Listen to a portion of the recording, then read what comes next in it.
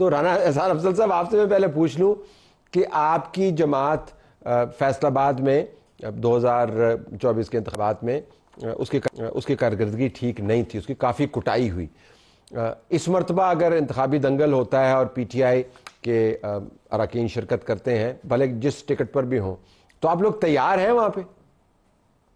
बिस्मिल्लाह रहमान रहीम। देखिए, ये जब से हुकूमत आई है 1.5 साल से, अगर आप हुकूमत की परफॉर्मेंस को पहले देख लें तो पंजाब के अंदर मैडम मरियम नवाज जो हैं, वो भरपूर जो है वो अवामी खिदमत की कोशिश कर रही हैं। सुथरा पंजाब आप देख लें, जो हेल्थ सेक्टर है उसके अंदर रिफॉर्म्स, जो दवाइयाँ हैं ऑन व्हील्स का प्रोग्राम और दीगर जो इम्प्रूवमेंट है अस्पतालों में, उसके अलावा एजुकेशन के अंदर ओवरऑल एक अच्छी गवर्नेंस आपको नजर आती है।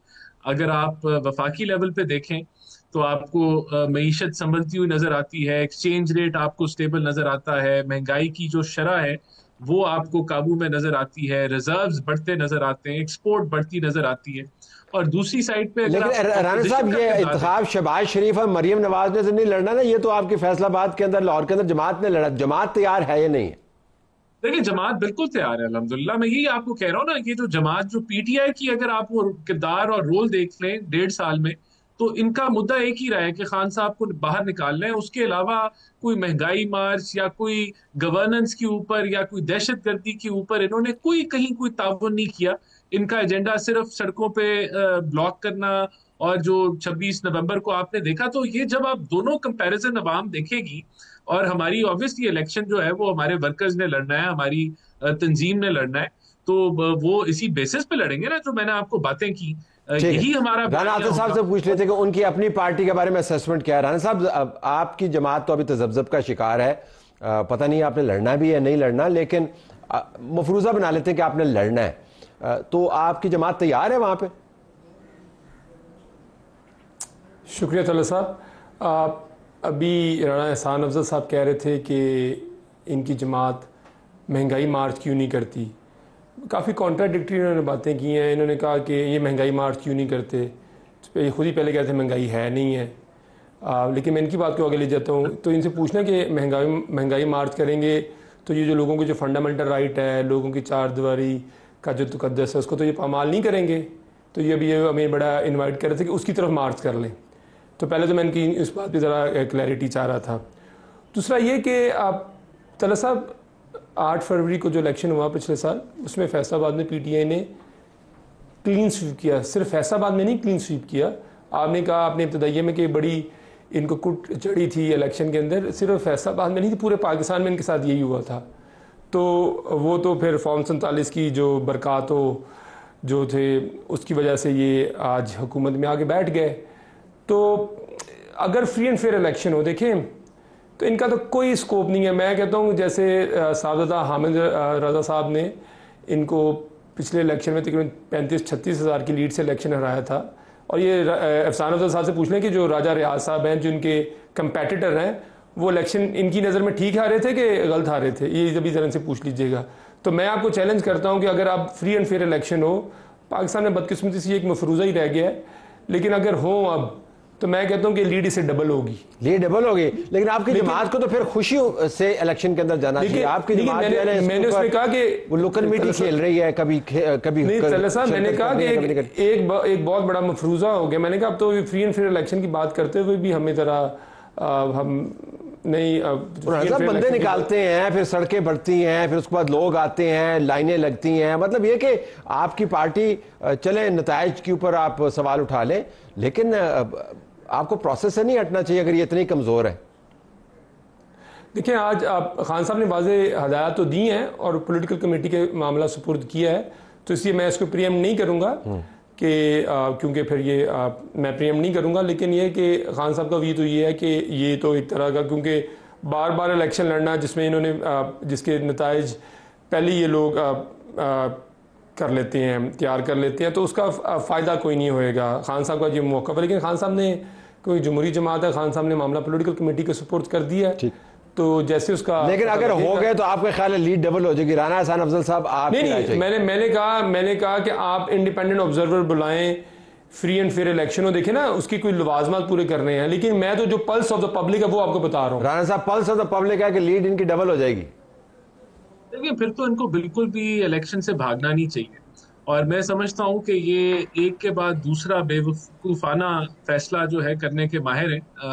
अगर इनको प्लेटफॉर्म मिल रहा है कैंपेन चलाने का, अपनी पार्टी का नैरेटिव अवाम को बताने का, तो उसको ये क्यों गिव अप कर रहे हैं? और वैसे भी एक बिला मुकाबले का मजा नहीं आता। तो हम तो इनको दावत देते हैं कि बिल्कुल ये इलेक्शन इनको लड़ना चाहिए, प्लेटफॉर्म से भागे ना। अगर इनको ये शक है कि इनकी हार होने लगी और इसलिए ये भाग रहे हैं, तो वो बिल्कुल अलहदा बात है। जहां तक लीड डबल होने की बात है, देखें, अवाम क्या चाहती है? अवाम अपनी जिंदगी, जो एक नॉर्मल इंसान है, जो उसके मसाइल हैं डे टू डे, जो जो बहुत ज्यादा है, उसमें कोई शक व शुबा ही नहीं है कि आज भी बहुत सारे मसाइल हैं, लेकिन उसमें कमी चाहती है। तो हम समझते हैं हमने 1.5 साल के अंदर एक आम आदमी की जिंदगी में हम बेहतरी लेके आए हैं। जो माशी डाउनफॉल था उसको हमने रिवाइव किया और बेहतरी की तरफ हम जाने लगे हैं। तो अवाम इस चीज को देखती है और वो करेगी। और दूसरी तरफ इनके अमाल है, और ये जो जो कहा कि आप देखें, आपके पास बड़े प्लेटफॉर्म मौजूद हैं, आपके पास नेशनल असेंबली है, सेनेट है, आपके पास जो कायमा कमेटीज हैं, यहाँ तो आपने ऑपोजिशन की नहीं। ऑपोजिशन तो आप करना चाहते हैं सड़कों में, असल ऑपोजिशन तो यहाँ होती है। यहाँ आपका कोई एजेंडा ही नहीं था किसी मुल्की, जो कह लें एजेंडा, जो मुल्की इंपॉर्टेंट पॉइंट्स हैं जो चल रहे हैं दहशतगर्दी मईशत के हवाले से, वहां तो आपका कोई इनपुट नहीं है। वहां तो आप जो है रोड़े लटकाते आए। जब डिबेट थी नेशनल सिक्योरिटी की नेशनल असेंबली में, वहां भी नहीं आ पाए। तो ये तो देखें, ये अब अगर आप लोगों का आपने तयन कर लिया है कि आपने हमेशा अपने पैरों पे कुल्हाड़ी मारनी है और यही इनका रास्ता है, तो ये इनकी चॉइस है। लेकिन मैं समझता हूं कि इनके लिए बेहतर होगा, इनकी जमात के लिए बेहतर होगा कि ये अगर सिंगल पॉइंट एजेंडा जो ये पकड़ के बैठे हुए हैं कि खान साहब को रिहा करना है, बाकी भी इनकी जिम्मेदारी है, ऑपोजिशन की बहुत बड़ी जिम्मेदारी होती है, और उस तरफ अगर ध्यान दें। राणा साहब, अगर आप इस बहस को फैलाएं तो जो मुकदमा है वो ये है कि आप अपने खुद सबसे बड़े दुश्मन है, आपसे मुराद आप जाती तौर पर नहीं, जमात के जो किरदार है, अमाल है। ये फैसलाबाद की कोर्ट से जो अभी फैसला आया है, आपने देखा होगा, मुकामी सियासतदार और मुकामी रिपोर्टर्स हमें बताते हैं कि जी आप इसको छोड़ दें कि फ़ैसले के पीछे सियासी मुहरकात क्या हैं। इनमें से बहुत सारे लोग उस वकूए पर मौजूद थे जिसके अंदर राना सनाग के घर पर हमला हुआ। अब मैं ये नहीं कहता कि सारी जमात ऐसी है, मैं कहता हूँ ये इमेज ये है कि आप मार धाड़ और उसके बाद नारेबाजी और जलाओ घिराओ इसकी तरफ ज़्यादा चले गए। तला साहब, मैं अगर आप चाहते हैं तो मैं मुकदमे के मेरिट और डीमेरिट्स के ऊपर भी बात कर सकता हूँ। वो फिर इसके लिए आपको एक अलग प्रोग्राम करना पड़ेगा। लेकिन मैं आपको एक बात बता दूँ, अगर मैं इनके मफरूज़े को आगे ले जाऊँ कि जी ये अपनी जमात के दुश्मन है, हम अपनी जमात के दुश्मन नहीं, लेकिन अलबत्ता ये पाकिस्तान के अवाम के दुश्मन है। ये अभी इन्होंने बड़े भोले से मुंह से कह दिया कि जी हमें तो 1.5 साल के अंदर हमने ये कर दिया, और 1.5 साल नहीं है, ये 3.5 साल हैं आपके। ठीक है, आप 9 अप्रैल 2022 को जिस दिन आपने बड़े जश्न मना के इस मुल्क की जो अच्छी खासी चलती हुई मैशत थी, जो 6-6.5% पे 2 कंसेक्टिव ईयर से ग्रो कर रही थी, एक्सपोर्ट बढ़ रही थी, हमारे मुल्क के अंदर पॉलिटिकल स्टेबिलिटी थी, डॉलर 178 रुपये का था, पेट्रोल 150 रुपये का था, जिसमें हर चीज़ ठीक थी, जिसको पेट्रोल आपने आज 270-80 रुपये कर दिया, डॉलर 290 रुपये का कर दिया, एक्सपोर्ट आपने 2 साल कंजेक्टिव आपने नेगेटिव ग्रोथ, इस साल जाके कहीं थोड़ी सी एक्सपोर्ट बढ़ी है क्योंकि वो बेस लाइन इफेक्ट आ जाता है। अब वो 32 अरब डॉलर पे जाके ख़त्म हुई हैं, जिस पे हम छोड़ के गए थे, बल्कि उससे भी कम है। इनकी हुकूमत के दौरान 3 मेजर स्कैंडल आ चुके हैं, चीनी का आ चुका है, वीट का आ चुका है, उसके अलावा साफ सुथरा पंजाब का आ चुका। गवर्नेंस नाम की चीज़ कोई नहीं है, lowest 3 years average GDP growth है।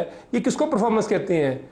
ये अब किसी बिजनेसमैन से जाके मिले, वो तो परेशान है कि ये आई एम श्योर ये इस्लामाबाद के बंद कमरों के अंदर तो शायद सब अच्छा की रिपोर्ट हो, वो तो अगर इकॉनमी ना भी चले तो वहाँ सब अच्छा की रिपोर्ट होगी। तो इनकी महंगाई के जो लोगों की कमर तोड़ दी है, बिजली की जो कीमतें हैं, तो मैंने तो आपको 4 मेजर स्कैंडल इनके गिनवा दिए, चीनी का, वीट का, उसके अलावा और इनके जो मामला आते हैं करप्शन के। अभी अंसार अब्बासी साहब जो कि इनके पसंदीदा क्या कहते हैं इन्वेस्टिगेशन जर्नलिस्ट हैं, उन्होंने 1100 अरब रुपए की पंजाब के अंदर करप्शन और माली बेज़ाब्तियों की रिपोर्ट की है। तो मुझे बताएं किन किन चीज़ों की हम बात करें। तो मैंने कहा फ्री एंड फेयर इलेक्शन हो, तला साहब मैं अपनी स्टेटमेंट में काम हूँ, साहबजादा हामिद रजा साहब मेरा अगर हमें इलेक्शन लड़े, उनके छोटे भाई उस सीट पे इलेक्शन लड़ेंगे अगर इलेक्शन होता है, और उनको अगर कानूनी, जो हम उम्मीद करते हैं कि कानूनी तौर पे उनको कोई रिलीफ मिलेगा, अगर खुदा ना खास्ता नहीं मिलता और वो उस सीट पे साहबजादा हामिद रज़ा साहब के छोटे भाई इलेक्शन लड़ते हैं। मैं आज आपको गारंटी से कहता हूँ फ्री एंड फेयर इलेक्शन की सूरत में लीड डबल होगी। सिर्फ आप अपना राना एहसान अफजल साहब से पूछें कि ये बड़े पार्टी के बड़े पुराने हैं, इनकी फैमिली भी, इनको टिकट मिल रहा है कि नहीं मिल रहा है? ये हमारी फिक्र छोड़ दें, ये अपनी फिक्र करें, इनको टिकट मिल रहा है कि नहीं मिल रहा है? बार बार जो राजा रियाज की तरफ बात खींच के लेके जाए, आपको पता है कि मैंने तो बड़ा मासूमाना सवाल किया। एक मामला वहां पे, तो चले मासूमाना सवाल है तो राना साहब जवाब दे लो जी, जवाब दो टिकट आपको मिल रहा है नहीं मिल रहा? इंशाल्लाह देखिए, इंशाल्लाह टिकट मुझे ही मिलेगा और मैं इलेक्शन लड़ूंगा और पीएमएलएन को सीट जिता के दूंगा। देखिए, मैं भी दावा करता हूं कि ये इलेक्शन इंशाल्लाह फ्री एंड फेयर होगा और ये भागे ना मैदान छोड़ के। मैं तो इनको दावत देता हूं कि मैदान में आए, अपना मौकफ पेश करें और मुकाबला हो और मे द बेस्ट मैन विन। और इंशाल्लाह मैं पूरी उम्मीद हूं कि हमारी जमात का कैंडिडेट जो है जीतेगा। और जहां तक इंडिपेंडेंट ऑब्जर्वर्स की बात है तो तलत साहब, आप सॉरी राना साहब इंटरप्शन के लिए छोटा सा सवाल है। राजा रियाज साहब फ्री एंड इलेक्शन ठीक आ रहे थे 2024 8 फरवरी को? देखिए, हम तो समझते हैं कि जो रिजल्ट आए थे वो ठीक आए थे।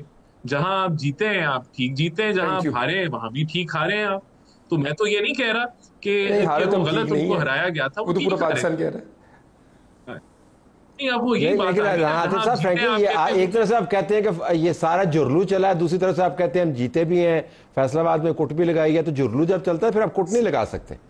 ये भी आपको तलत साहब आप इतने मासूम ना बने। आपको पता है कि दांधी क्या कहते हैं, वो नहीं होता कि या मुकम्मल होती है मुकम्मल नहीं होती। हम तो कह रहे हैं ये मुकम्मल ही दांधी थी, इसके बावजूद ये सीटें बच गई हैं। तो ये कैसे मुकम्मल दांधी से की सीटें बच गई हैं? सर अगर आपने 180 में से 90 सीटें ले ली हैं सर, ये 100% दान ली है, बताए ना सर। अब मैथमेटिक्स है, अब आप सुपीरियर मैथ्स की तरफ जा रहे हैं। सुपीरियर मैथ्स की तरफ याद दांधली हुई याद नहीं है। 90 हम जीते, 90 मेरी छीनी है, 100% सर दांधली हुई। मैथमेटिक है, अर्थमेटिक है। देखिए, इनका ये है कहना कि टोटल धांधली हुई है। फैसलाबाद में पीएमएलएन जो है वो बुरे तरीके से हारी। अगर बिल्कुल ही धांधली थी तो यहां भी हम जीत जाते। तो ये इसका मतलब है कि इलेक्शन के रिजल्ट जहां ये जीते हैं वो ठीक जीते हैं और जहां ये हारे हैं वो गलत हारे हैं। यही तो हम कह रहे हैं कि ये मौका। I will leave it there. हम इस उम्मीद के साथ कि ये इंतखाबी अमल जारी रहे, इंतखाबी अमल फ्री एंड फेयर हो और जो इंतखाबात के जरिए सियासी गुस्सा निकालना है वो आप निकालें। हम उम्मीद करते हैं कि पाकिस्तान तहरीक इंसाफ ज़िमनी इंतखाबात का बायकाट नहीं करेगी। इंतखाबात फ्री एंड फेयर होंगे और जब होंगे तो हम ग्राउंड पर मौजूद होंगे। तो दोनों रानाओं का बहुत शुक्रिया।